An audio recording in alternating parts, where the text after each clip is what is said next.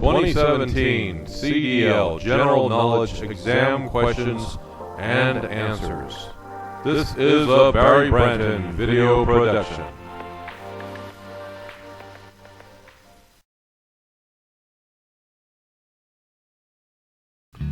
Hi, this is Barry Branton, and thanks for watching my video. I really appreciate it. If you would do me a favor and subscribe to my channel, I would certainly appreciate it. The way you do that is you click on the subscribe button, and it will show that you're subscribed. And then you'll notice there's a little bell here, so if you will go ahead and click on that bell, a little notification box will come up. There's a little box that you can check, and then click on the save button. And then you're subscribed to my channel, and you've got the notifications activated. So you can see here this bell has a little lines around it, which means that you'll receive notifications of future videos that I upload to my channel. So thank you so much. I appreciate it. Hi, this is Barry Branton. Welcome to my video. I want you to know that you are the reason why I made this video. My goal in all of this is to help you. So without any further ado, let's get started studying for your commercial driver's license general knowledge exam. In this video, you and I will be covering part 1, which consists of 25 questions. In part 2, we will be covering the remaining 25 questions. Question number 1. You should cover your cargo because many states require it to protect your cargo from bad weather, to protect individuals from any spilled cargo. All of these are correct.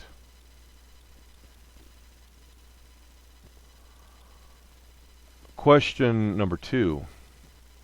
What can you do at an accident site to help avoid another accident? Correct answer is put out warning devices so people don't run into the accident site. We have an explanation here. Unless you are injured, as a commercial driver, it's your duty to ensure that drivers see your vehicle at the accident scene. You should put out warning devices as quickly as possible as a means towards preventing further accidents. For example, a pileup.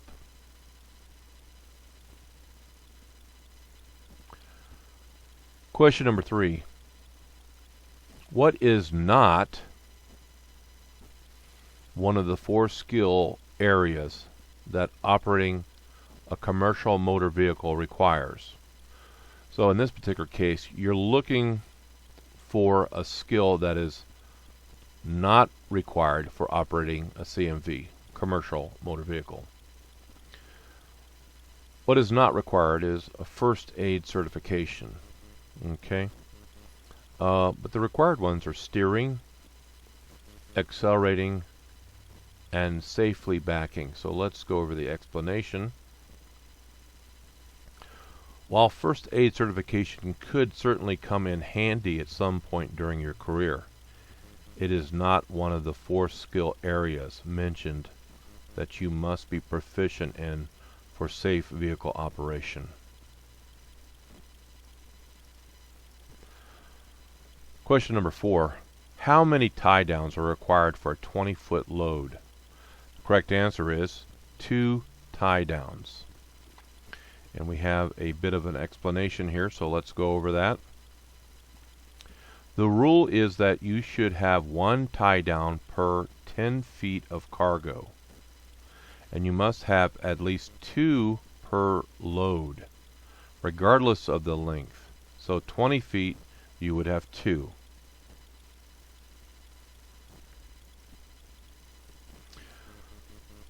Question number 5.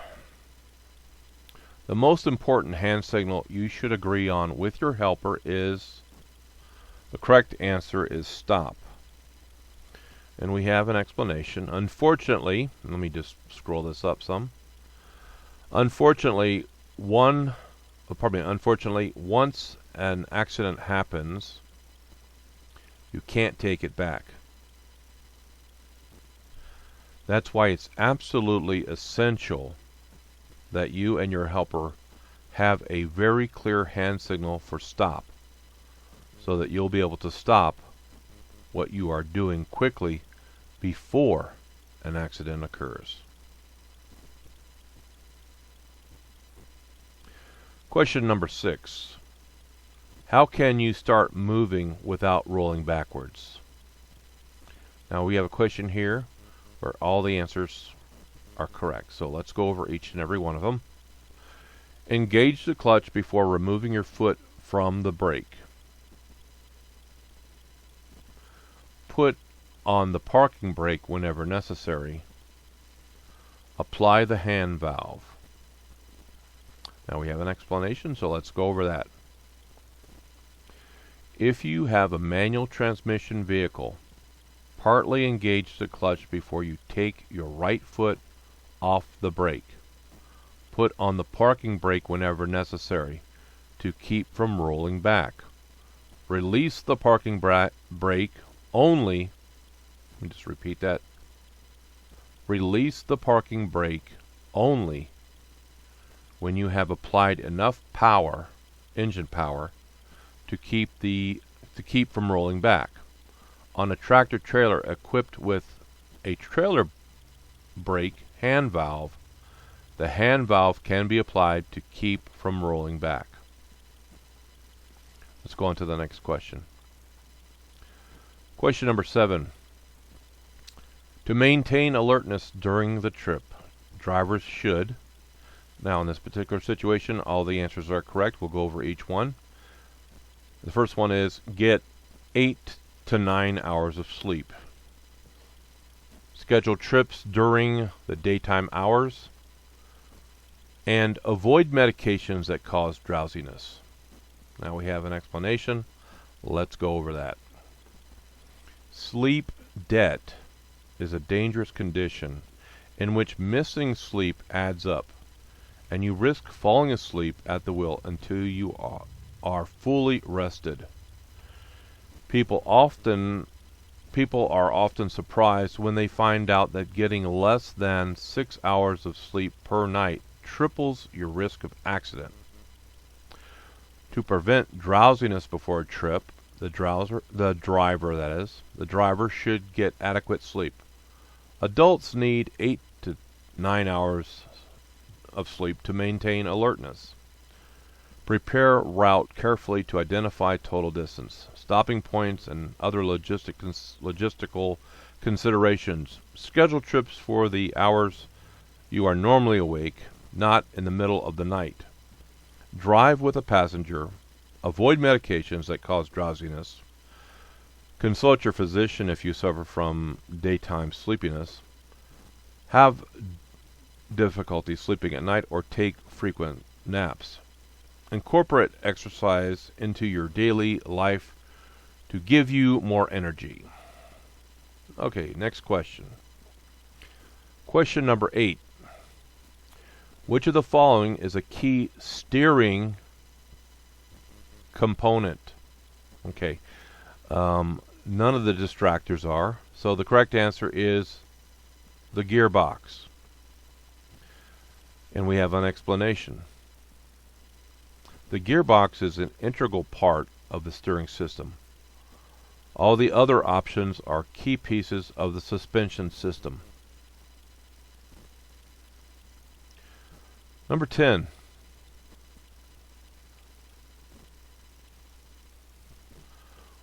What is or makes up a hazardous materials placard? The correct answer is signs on the outside of the vehicle that identify the hazard class of cargo.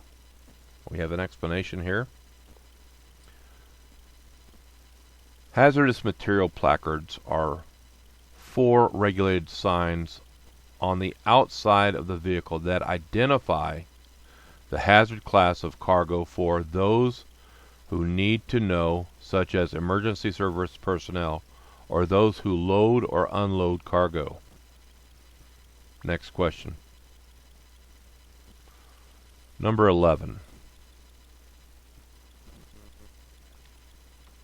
What will help a person intoxicated with alcohol to sober up? The only correct answer is time. And the explanation is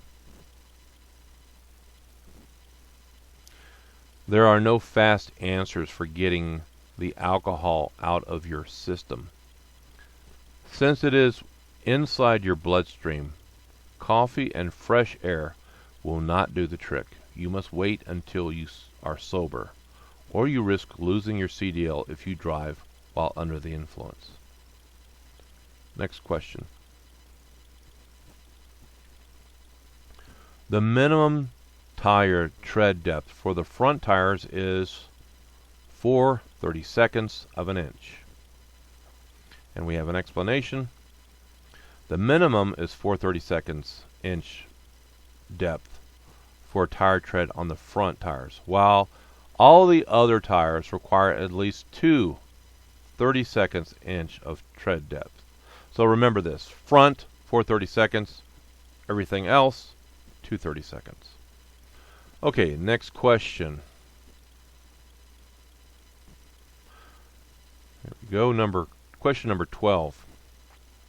Which of the following should you do when confronted by an aggressive driver? Now, this is one of the situations where all the answers are correct, so let's go over each one of the options.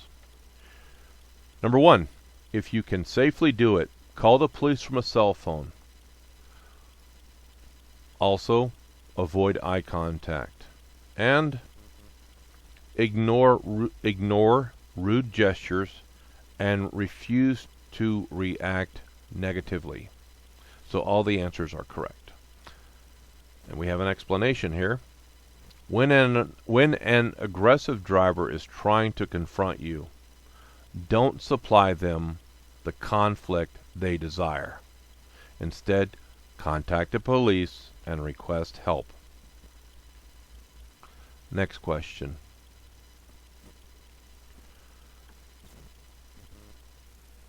Question number 13. Where should you place your warning devices if you must stop on a one-way or divided highway? The correct answer is 10 feet, 100 feet, and 200 feet towards approaching traffic. And it helps me, if you're like pulling off on a one-way or divided highway, basically, usually the approaching traffic is coming from the rear. So all of your warning devices will be in the rear of your vehicle, 10 feet, 100 feet, and at 200 feet. Now we have an explanation here, so let's go over that. On a one-way or divided highway, you want to stretch your warning devices out, but still have them close enough to the vehicle that makes it clear that you are stopped. Devices at 10, 100, and 200 feet accomplish this goal. Next question. Question number 14. Which of these is not part of the basic method for shifting up? So we're looking for the answer that is not part. So we know from this multiple choice type of question we have 3 that are part. So the 3 that are part are releasing the clutch, pushing in the clutch and shifting into higher gear at the same time, and releasing the clutch and pressing the accelerator at the same time. But we are looking for the not part. So the not part, which of these is not part of the basic method of shifting up? That would be accelerating while pressing the clutch and turning toward the driver's side. We have an explanation here, so let's go over that. You must release the accelerator, push in the clutch, shift to neutral, release the clutch, let the engine and gears slow down for the next gear. Then push in the clutch and shift into a higher gear at the same time. Then release the clutch and press the accelerator. Acceleration is not involved until the very end, and definitely not while pressing the clutch. So let's take a look at these. Okay, so let's go on to the next question. Question number 15. During your pre-trip inspection exam, when examining hoses with the instructor, you advise him that you are looking at the ground for, actually I just read that question wrong. You advise him that you are looking for puddles on the ground, okay, which would be indicative of leaking hoses, possibly. So of course all the distractors are incorrect. So let's go and look at the explanation. During your pre-trip test, when inspecting hoses, you need to look for signs of leaks and cracks of the hoses, such as puddles on the ground. A puddle on the ground would be indicative of a leak, which would result from a crack of a hose. It says here fluids that are dripping on the underside of the engine or transmission. It says also check hoses for leaks or problems. Okay. All right, next question. Number 16. What is the gross vehicle weight? GVW. Okay. It's the total weight of a single vehicle and its load. Okay. Now we have an explanation here. GVW is the simplest of the vehicle weight explanations, standing for just a single vehicle and the load it is carrying. Next question. Number 17. You should place the starter switch key in your pocket while you are performing the pre-trip inspection because someone could start and move the truck, and if you are, say, behind the vehicle or in front of it, that could be a bad thing. Now we have an explanation here. We're going to go over that. When you are performing a pre-trip inspection, you do not want someone, such as a co-driver, to start your vehicle while unaware of your location and accidentally injure you. Also, if you're looking at the engine and you're checking the belts or something and they start the engine, it could take your hand off. So definitely you want the keys to the vehicle in your pocket. Next question. Which two special conditions indicate that you are which two indications, I just keep making mistakes here. Let me correct myself. Which two special conditions indicate that you should downshift? Correct answer is starting down a hill and entering a curve. Let's take a look at the explanation. Downshifting before starting down a hill allows you to take advantage of engine braking. You should downshift to the gear required, which is usually lower than the gear required to climb the hill. Downshifting before a curve improves stability and ensures you will have the power available to accelerate out of the turn. Next question.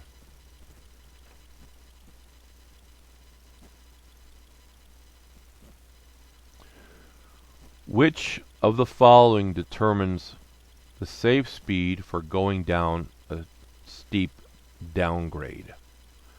Now this will be, all of these are correct, so what are the different components that are of this correct answer? Which of the following determines the safe speed for going down a steep downgrade? The road conditions,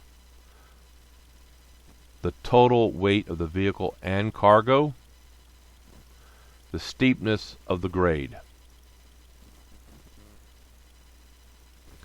There are several factors that help you decide upon a safe speed for going down a steep downgrade, including its steepness, length, the road and weather conditions, and your vehicle and cargo weight.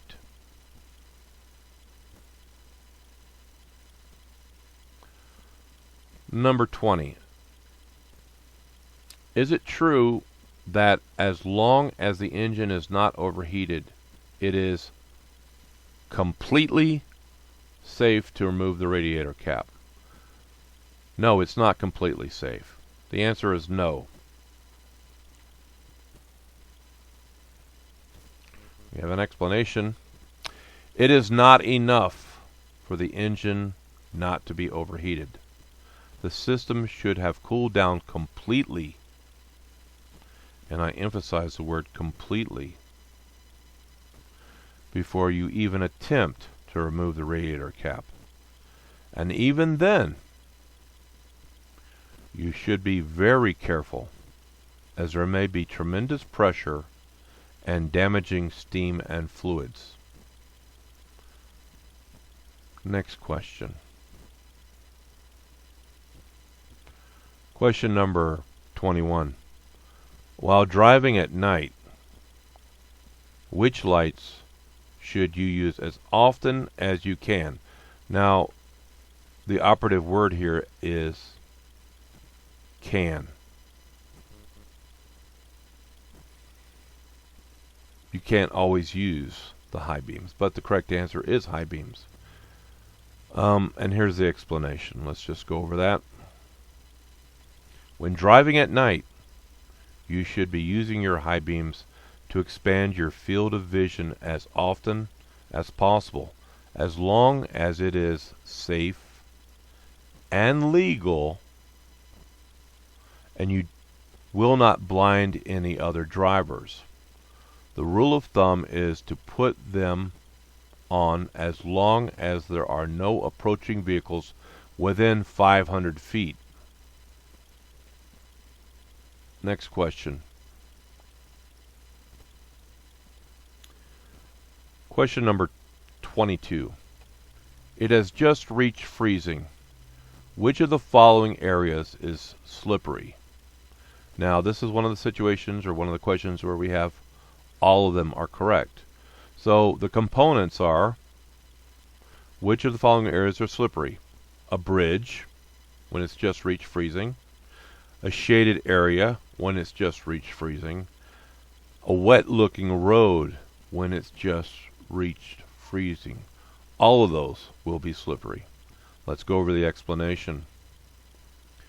Once the temperature dips down to freezing, some areas of the road will start to freeze. The first to go will be areas without sun, shaded areas, and bridges. If the road appears wet, that could also herald the arrival of black ice, a thin layer of slippery ice through which you can actually see the road. Okay, next question. What happens when you let air out of hot tires?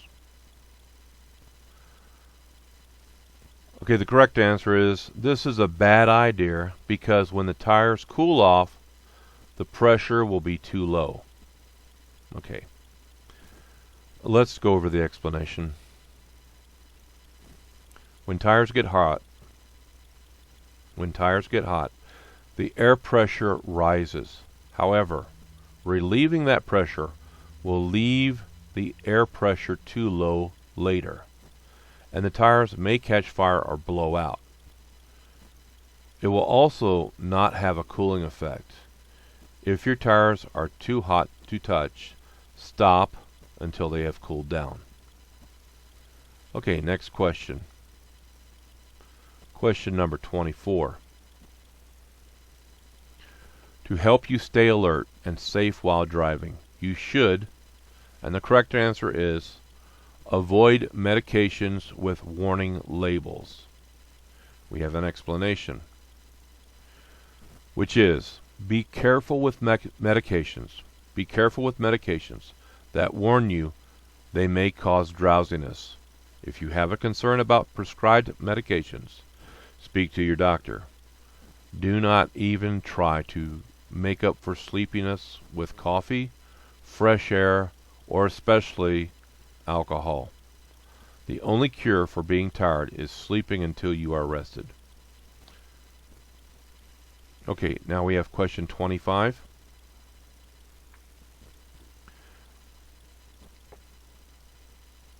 Okay, which of the following should you not, asking you what you should not do if you experience a tire failure. So, you're searching for an option that is or you're searching for an option that is inadvisable. In other words, what you're not supposed to do. With respect to this question, okay? So it's inadvisable to engage the brakes hard and immediately. This is what you're not supposed to do, okay? What are you supposed to do if you experience a tire failure? Well, you need to be aware that the tire has failed, okay? You need to hold the steering wheel firmly, and you need to stay off the brake pedal. And here's our explanation. While it's natural to want to take control of the situation by braking, slamming on your brakes could actually put the vehicle out of control. So slowly brake once you are in control of the vehicle. Okay, that's been 25 questions.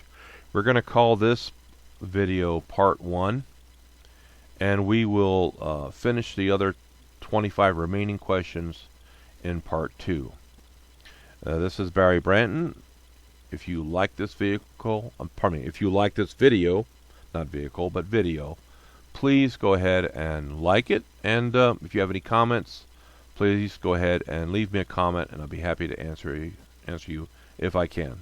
Thank you so much, and have a great day. Bye-bye now.